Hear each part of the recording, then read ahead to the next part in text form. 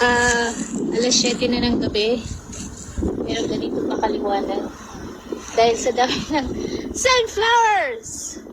At nandun yung sun. Ito yung sunflower field. Wow! Tuesday night. Sunflowers na nandito.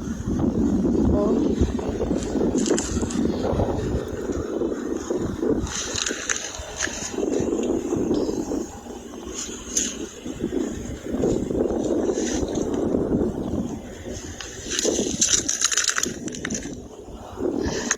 Sunflowers.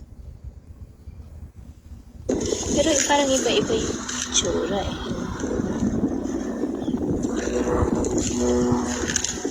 Napakadaming sunflowers. Sunflowers!